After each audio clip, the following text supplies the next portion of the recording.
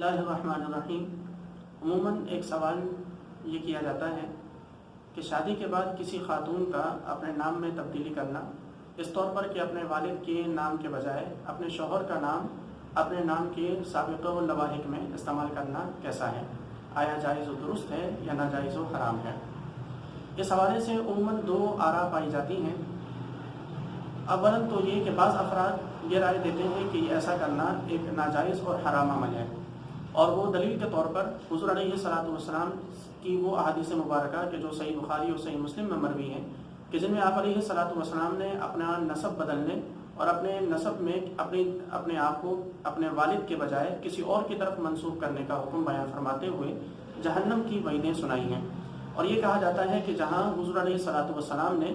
جس طرح وہاں آپ علیہ الصلوۃ والسلام نے جہنم کی وعید سنائی، تو وہ وعید یہاں اس عورت پر بھی صادق آتی ہے کہ جو اپنے نام میں اس قسم کی کوئی تبدیلی کرے، جبکہ صحیح موقف یہ ہے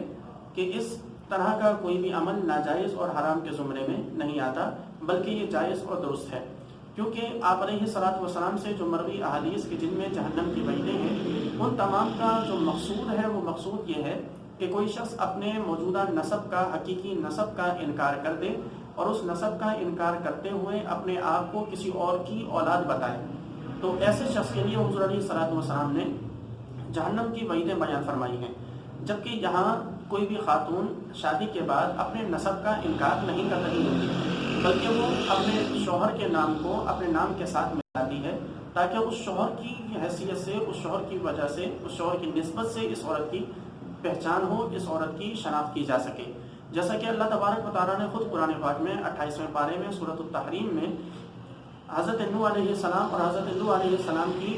ازواج کا تذکرہ ان کی نسبت سے کیا، جیسا کہ فرمایا کہ امرأۃ لوط اور امرأۃ نوح، اور ایک مقام پر امرأۃ فرعون بھی فرمایا۔ تو یہ